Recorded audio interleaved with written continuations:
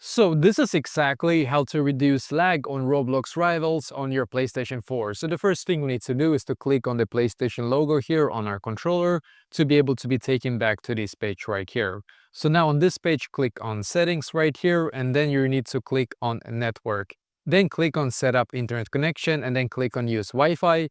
And then we're gonna click on custom right here, as you can see, and it's gonna ask us which Wi-Fi, so you're just gonna use the one that you're connected to. So just click on the one that you're connected to right now, and then just wait a couple of seconds for it to load. So this sometimes does take a little while, don't worry.